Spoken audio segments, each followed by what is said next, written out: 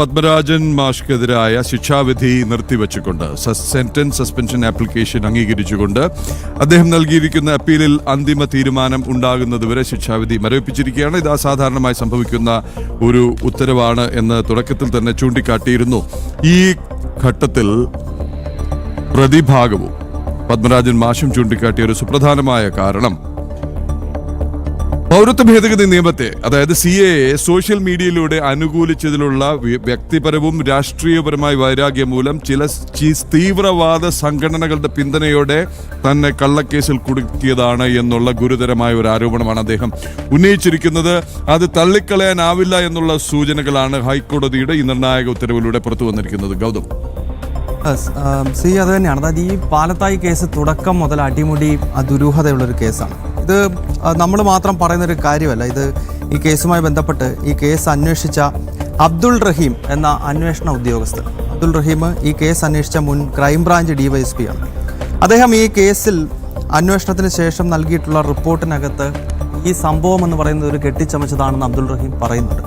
അദ്ദേഹം പറയുന്നത് കുറ്റപത്രം മുഴുവൻ ന്യൂനതകൾ നിറഞ്ഞതാണ്. അതായത് ഏത് കുറ്റപത്രമാണ്? പിന്നീട് CPM അനുകൂലിയായിട്ടുള്ളൊരു ഉദ്യോഗസ്ഥൻ വന്നതിന് ശേഷം കൊടുത്തേക്കുന്ന കുറ്റപത്രം, അത് മുഴുവൻ ന്യൂനതകൾ നിറഞ്ഞതാണെന്ന് പറയുന്നു.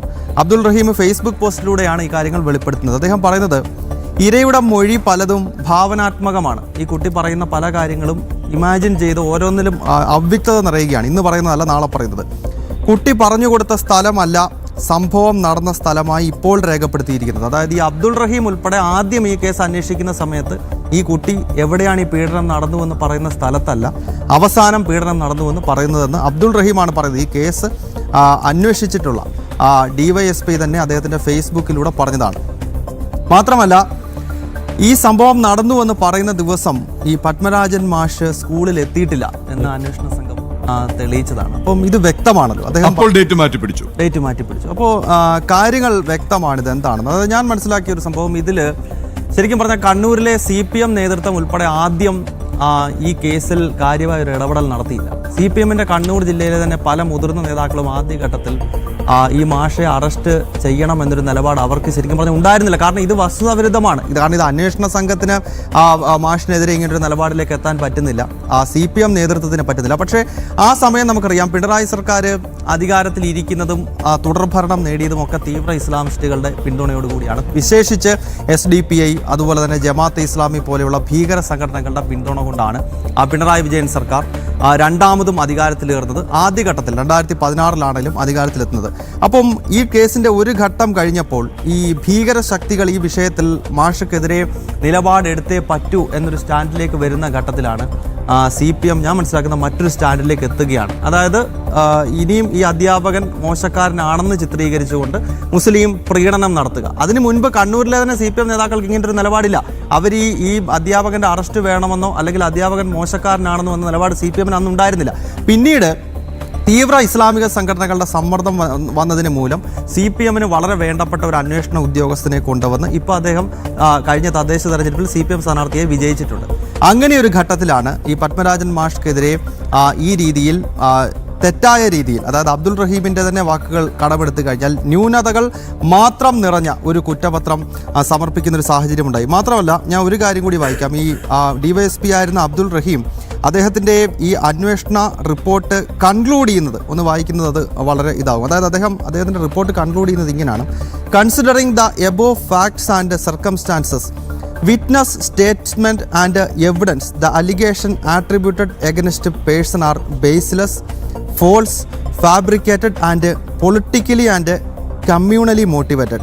So no further action is recommended. അങ്ങനെയാണ് അബ്ദുൾ റഹീമിൻ്റെ അന്വേഷണം തന്നെ. അപ്പം കാര്യങ്ങൾ എങ്ങോട്ടാണ് പോയേക്കുന്നതെന്ന് അറിയാമല്ലോ. അന്വേഷണ ഉദ്യോഗസ്ഥർ തന്നെ പറയുന്നു ഇത് കമ്മ്യൂണലിയും പൊളിറ്റിക്കലിയും മോട്ടിവേറ്റഡ് ആണ്. അതായത് SDPI ആണ്, പോപ്പുലർ ഫ്രണ്ടും SDPIയും പോലെയുള്ള ഭീകര സംഘടനകൾ കൃത്യമായി ഈ അധ്യാപകനെ ഇരയാക്കുക. അതായത് CAA പോലെയുള്ള വിഷയങ്ങളിൽ പൊതുസമൂഹത്തിനിടയിൽ ഇസ്ലാമിസ്റ്റുകൾക്കെതിരെ ക്യാമ്പയിൻ ചെയ്തു കഴിഞ്ഞാൽ നിങ്ങളെ കൈവെട്ടിക്കളയുക, തലവെട്ടിക്കളയുക തുടങ്ങിയ പ്രാകൃത കലാപരിപാടികൾ മാത്രമല്ല, ഈ രീതിയിലും നിങ്ങളുടെ കുടുംബത്തെയൊക്കെ ഇല്ലാണ്ടാക്കും. ഒരു വല്ലാത്ത സംഭവമാണല്ലോ ഇത്. അതായത് ഇപ്പം നിയമത്തിന്റെ പഴുതുപയോഗിച്ചും നിന്നെ പിന്നെ ഇനി വെളിച്ചം കാണിക്കില്ല എന്ന് അതിനുള്ള കോപ്പ് നമുക്കുണ്ട്, അതിനുള്ള തിരക്കഥ നമ്മുടെ കയ്യിലുണ്ട്. അതിനെ സഹായിക്കാൻ ഉദ്യോഗസ്ഥരും സർക്കാരുമുണ്ട്. കുടുംബത്തെയും പരമ്പരയെ തന്നെ തകർക്കുകയാണ്. നാണക്കേടല്ലേ? അതെ, ഇല്ലാണ്ടാക്കുകയാണ്. അപ്പോൾ അങ്ങനെ ഒരു തിരക്കഥയാണ്. ഒരു കാര്യം കൂടെ പറഞ്ഞ് അവസാനിപ്പിക്കും. ഇതിനകത്ത് ഏഷ്യാനെറ്റ് എന്ന ചാനൽ നടത്തിയിട്ടുള്ള വളരെ മോശപ്പെട്ട രീതിയിലുള്ള റിപ്പോർട്ടിംഗ്, വളരെ തരം താഴ്ന്ന റിപ്പോർട്ടിംഗാണ്. ശരിക്കും പറഞ്ഞാൽ ഏഷ്യാനെറ്റ് പൊതുസമൂഹത്തോട് മാപ്പ് പറയണം ഈ വിഷയത്തിൽ. കാരണം അവരുടെ നൗഫൽ ബിൻ യൂസഫ് എന്ന് പറയുന്ന ഒരു റിപ്പോർട്ടർ ആ കാലത്ത് അയാൾ ഇതുമായി ബന്ധപ്പെട്ട് വളരെ തെറ്റായ റിപ്പോർട്ടുകൾ, അതായത് SDPIക്ക് വേണ്ടി പണിയെടുക്കുക. എനിക്ക് തോന്നുന്നു അയാൾ SDPIയുടെ പോപ്പുലർ ഫ്രണ്ടിൻ്റെയോ പ്രവർത്തകനായിരിക്കാം. അതിനുശേഷമായിരിക്കും ഈ പണിക്ക് വന്നേക്കുന്നത്. അപ്പോൾ ഇയാൾ ചെയ്തേക്കുന്ന ഒരു കാര്യം ഞാൻ പറയാം. ഒന്ന്, ഈ മാഷിനെതിരെ തുടർച്ചയായി ഇത്തരം വാർത്തകൾ നൽകുന്നത് കൂടാതെ മറ്റൊരു പെൺകുട്ടിയെ ഈ പത്മരാജൻ മാഷ് ഇതേ രീതിയിൽ പീഡിപ്പിച്ചു എന്ന് പറഞ്ഞ് ഏഷ്യാനെറ്റിന് അതൊരു ബൈറ്റ് പോയിട്ടുണ്ട്. സിക്ക് ഓർമ്മയുണ്ടാവും, രഞ്ജിത്തേട്ടനൊക്കെ. വളരെ ഗുരുതരമാണ് വിഷയം. അതായത് ഒരു പോക്സോ കേസ് പത്മരാജൻ മാഷക്കെതിരെ നിൽക്കുന്ന ഘട്ടത്തിൽ തന്നെ ഏഷ്യാനെറ്റ് ന്യൂസിനകത്ത് മറ്റൊരു ബൈറ്റ് പോവുകയാണ്. ഈ മാഷ് ഇതേപോലെ തന്നെ എന്നെ പീഡിപ്പിച്ചു എന്ന് പറഞ്ഞ മറ്റൊരു പെൺകുട്ടി. പക്ഷെ ആ പെൺകുട്ടിയെ പിന്നീട് ആരും കണ്ടിട്ടില്ല. ആ പെൺകുട്ടി അന്വേഷണ ഉദ്യോഗസ്ഥന് മുന്നിൽ ഇന്നേ വരെ മൊഴി നൽകിയിട്ടില്ല. അപ്പോൾ ആ പെൺകുട്ടി എവിടെ പോയിരിക്കും? അപ്പോൾ ഈ നൗഫൽ ബിൻ യൂസഫ് ആർക്ക് വേണ്ടിയാണ് പണിയെടുത്തതെന്ന് വ്യക്തമാണ്. പിന്നെ നൗഫൽ ബിൻ യൂസഫ് പോട്ട്, അത് അയാളുടെ പ്രവർത്തി കൊണ്ട് തന്നെ അയാൾ പഴയ SDPIയോ ഇനിയും പൊട്ടിത്തെറിക്കാൻ പോകുന്ന ആളോ എന്തുമാകട്ടെ, അതല്ല വിഷയം. പക്ഷേ ഈ ചാനൽ കേരളത്തിലെ ഒരു പ്രമുഖ ചാനലാണ്. ആ ചാനലിൻ്റെ നേതൃത്വം ഈ വിഷയത്തിൽ കേരളത്തിൻ്റെ പൊതുസമൂഹത്തോട് മാപ്പ് പറയേണ്ട ഒരു സാഹചര്യം ഉണ്ടാകുമെന്ന് ഞാൻ അടിയുറച്ച് വിശ്വസിക്കുകയാണ്. കാരണം ഈ കേസിൽ മാഷിനെ കുറ്റവിമുക്തമാക്കുന്ന കാലഘട്ടം വിദൂരമല്ല. ആ സമയത്ത് അന്ന് ഈ മാഷിനെതിരെ ഈ രീതിയിൽ തെറ്റായ വാർത്തകൾ നൽകി കേരളത്തിലെ പൊതുസമൂഹത്തെ തെറ്റിദ്ധരിപ്പിക്കാൻ ശ്രമിച്ച കേരളത്തിലെ ഏഷ്യാനെറ്റ് അടക്കമുള്ള മാധ്യമങ്ങൾ അന്ന് നിങ്ങൾ ഈ നിലപാട് വിശദീകരിക്കേണ്ട ഒരു കാലഘട്ടം ഉണ്ടാകും. അത് അധികം വിദൂരമാകില്ല.